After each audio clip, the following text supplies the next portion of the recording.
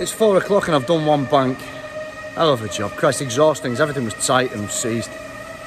And this is the danger. No, it turns into like a full rebuild job. I need to go and have a word with them at front desk. This could be like a part 2 and final part 2. Well, I did say let's leave it overnight. Sweet mother of God, I really didn't expect. Oh my God, look at it. So now the temperature of the room temperature has thinned it out a bit, I guess, because it's been quite chilly outside in Finland lately. We've got a breather problem.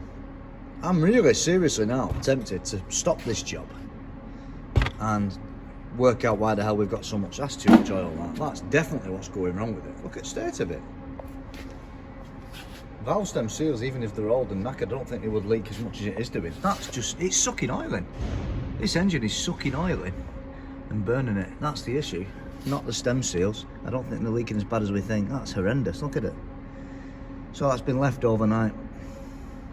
That's a lot of oil, is that? And if it's feeding that constantly, that's where the smoke's coming from, definitely. Then we can avoid a lot of work here and try and see what's going on first.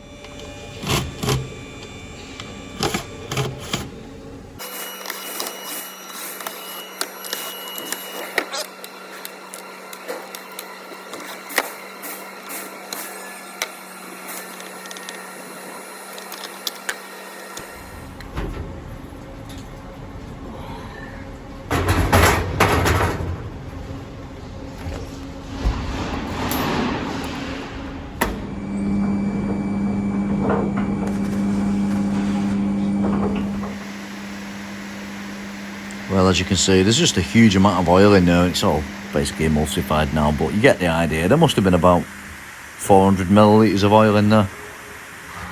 Yeah, it took me a long time to clean that out. But anyway, we've got a nice clean manifold now. Then I thought I'd have a look at the breather. No surprise, it's torn.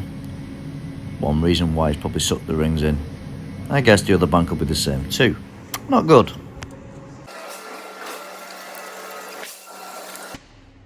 Well, I discovered the breathers were faulty. That was one thing, but as I said all along, there was pretty much a suspicion of some catastrophic engine damage on this vehicle. So I didn't want to mess around. I thought I'd go ahead and pull at least one of the heads off and perhaps take the other one off and take it from there. I did say piston slap. You'll have to wait and see for that. But one thing's for sure, the head was coming off.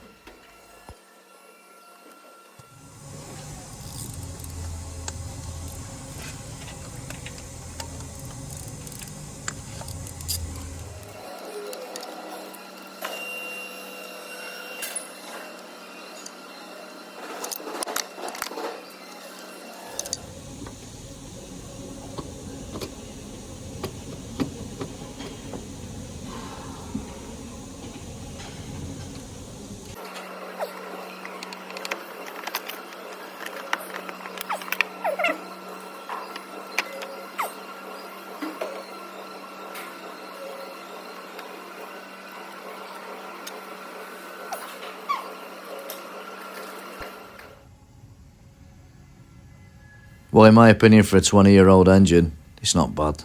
Not bad at all. I've seen them a lot worse, and I've seen them a lot worse on younger cars. So that's not so bad. There's the old exhaust camshaft. It's quite reasonable, in my opinion. Swing back over to the intake side. Vanos wheels, they were good. They were locking up nice. Nothing wrong with them. Eccentric shaft followers there. Return springs. Spray bar. You can just see there's the eccentric shaft at the top there, above those springs. That's the eccentric shaft. The quadrant to the right, that's the servo motor, which increases and decreases the valve lift. That's basically how the engine throttles. Overall, not bad. A bit of wear in the teeth, but not bad. Not bad at all.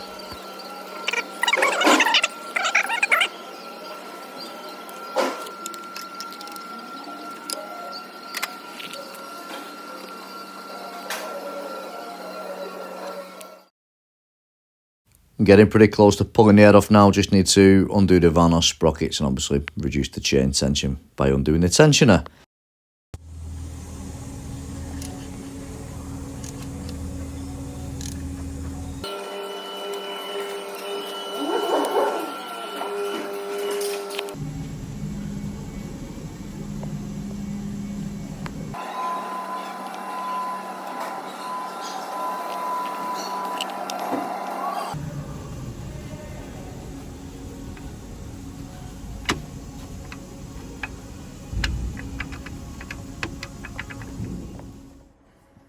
As I'm stripping this engine, there was no need to lock it up with the timing tools. It was sufficient just to whack it on TDC on number 1 and make sure the camshafts are pointing in the right orientation, and that way you know which way the lobes are pointing, up or down, whether you're not 180 out basically, which I wasn't.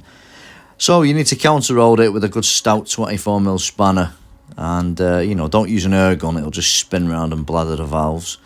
So that's them basically almost undone, and a couple of minutes and the head's off.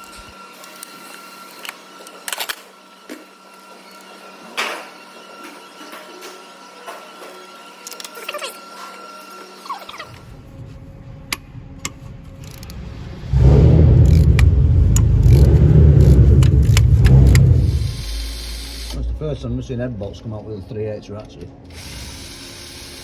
They're really loose. They're about 60 newtons, that can't be right. Have to look at the torque settings in a minute on this. Proper weird.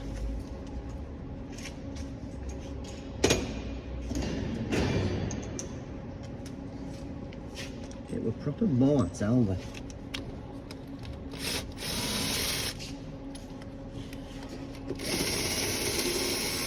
Yeah, that's weird.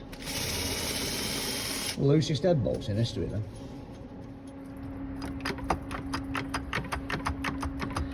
No, it's bloody loose, isn't it, at least? Got to be the slackest head bolts I've ever come across. Right, let's get this off and get it on the bench. No, it's not, actually it's not that bad.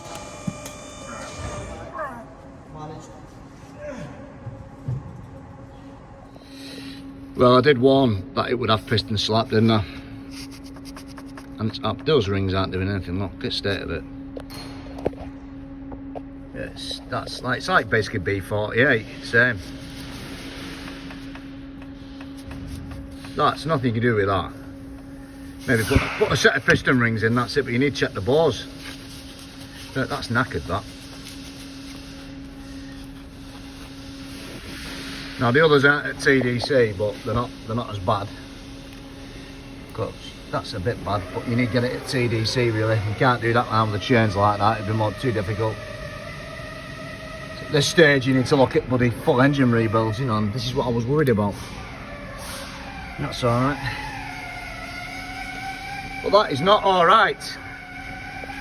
I've got one bloody pain in the ass, but I'm doing something to an alloy wheel now.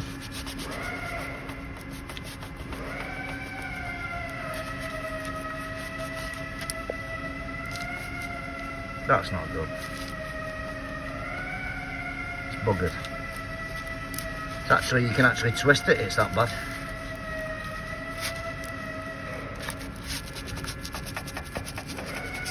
Yeah, that's goosed. Well, it's 4 o'clock and I've done one bank. Hell of a job. Christ, exhaustings, everything was tight and seized. And this is the danger. Now it turns into like a full rebuild job. I need to go and have a word with them at front desk. This could be like a part 2 and final. Having one of the schmiedmann suites. So it looks like, essentially, unfortunately, we're going to recommend a reconditioned engine. Because these have got alu-sil liners, you can't just rebore them and put bigger pistons in. You can't do it. It's just only certain companies can do that. And this is just not going anywhere, is it? I did warn them. And they warned the customer too, but the guy wanted to strip it. No. Yeah, it's not good, is it? Let's have a look on this side.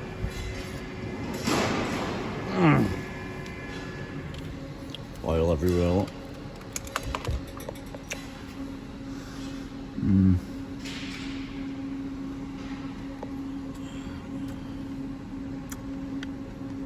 It's a shame, isn't it, really? Lovely engine. It's buggered, isn't it? A lot of oil, pumping oil on.